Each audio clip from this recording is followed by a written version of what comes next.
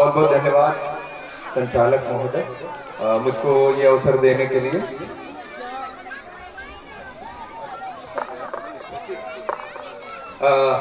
विद्यालय परिवार को बहुत बहुत धन्यवाद मुझको ये अवसर देने के लिए कि मैं कुछ बातें आपसे शेयर करूं।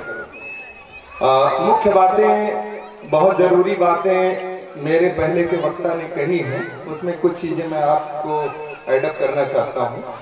आज के कार्यक्रम में अगर आपने गौर किया हो तो कुछ ऐसी बातें रही हैं। मैं यहाँ बैठा था, हमारे साथ हमारे साथी अध्यापक, मेरे ही विभाग के 2 लोग, और हम लोग बड़ा सूक्ष्म अवलोकन कर रहे थे और हमने ये पाया एक चीज, उसके लिए विद्यालय परिवार बधाई का पात्र है कि आपने मेंटल हेल्थ का एक जो संदेश दिया है, बच्चों के मानसिक स्वास्थ्य का। कुछ बच्चों ने यहाँ पे कार्यक्रम किया, आपने देखा होगा कि एक बच्ची कैसे जूझती है 80% 90% अंकों की इस दौड़ में हमारे बच्चों का मानसिक स्वास्थ्य खराब हो रहा है। इसके लिए विद्यालय परिवार को मैं बधाई देता हूं और उस विशिष्ट कार्यक्रम के लिए आपको बहुत बहुत साधुवाद अर्पित करता हूं कि इतना माइन्यूट ऑब्जर्वेशन आपका है, इतनी छोटी छोटी चीजें हम आप देखते हैं।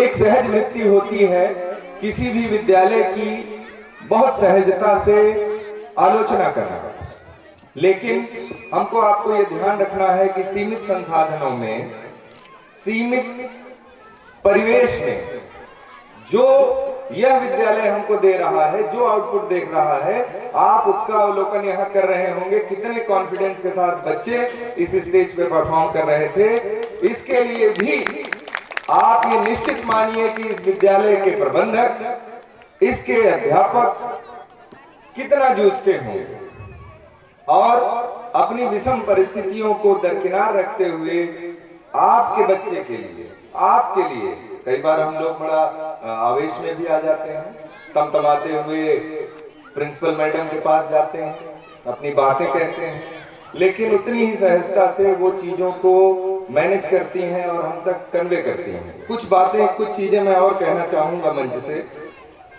जो लैंगिक समानता, जेंडर इक्विटी की भी बात की गई है यहाँ से।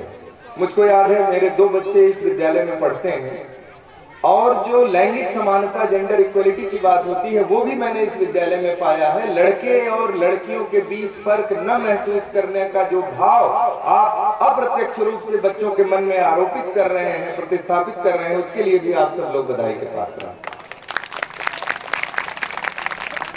एक चीज और मैंने गौर किया इतने वर्षों में, मेरे बच्चे शुरू से यहाँ पढ़ रहे हैं, एक 7वीं कक्षा में है, एक बिटिया मेरी 3री कक्षा में है।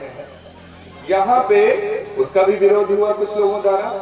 मेरे बच्चे एक जो कल्चर सीख रहे हैं उसके लिए भी मैं बहुत गौरवान्वित महसूस करता हूँ। वो एक ओंकार सतनाम भी गाते हैं, लब पे आती है दुआ बन के तमन्ना मेरी भी गाते हैं, और उसी के साथ साथ गणेश वंदना और भगवान राम के आदर्शों की भी बात करते हैं। इसके लिए भी आप सभी बधाई के पात्र।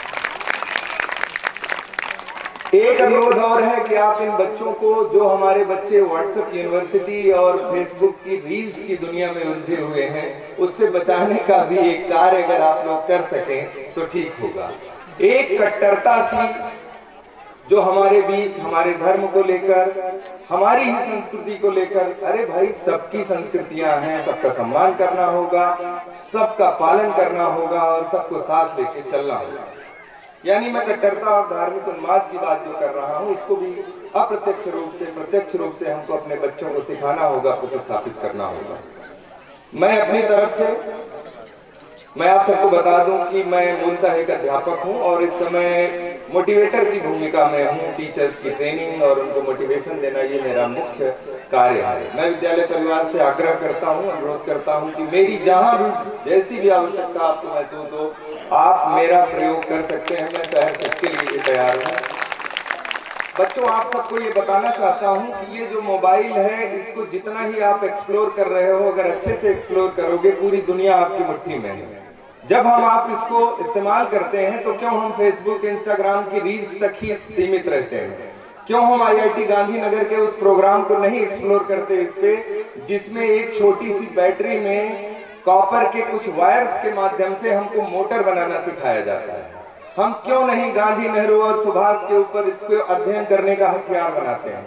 क्यों हमारे मन में, हमारी किशोरावस्था में, हमारी बच्चे बच्चियों में यह भाव लगातार आता जा रहा है कि हम सुप्रीम, हम ब्रह्मास्मि का जो एक कॉन्सेप्ट आपके मन में है, वो क्यों ऐसी उग्रता आ रही है। विद्यालय अध्यापकों और प्रबंधक का यह दायित्व होता है कि वह हमारे बच्चों का सर्वांगीण विकास हो, सर्वांगीण विकास करे। और मैं गौरव के साथ और बहुत कॉन्फिडेंस के साथ कहता हूं कि हमारी इस तहसील में, हमारे इस परिक्षेत्र में देवा कॉस्मिक स्कूल ही एक ऐसा स्कूल है जो अध्ययन अध्यापन के साथ ही बच्चों का सर्वांगीण विकास करने का कार्य कर रहा है। आपने मुझे अवसर दिया, इसके लिए मैं आपको धन्यवाद देता हूं। और विशेष तौर पर मैं राजेश सर को धन्यवाद देता हूं, जो एक एक बच्चे के मन में ऐसे समाये हैं कि आपने झूमे जो पठान पे उसका देखा है, जो तालियां देखी हैं और बच्चों की आंखों में जो चमक देखी है।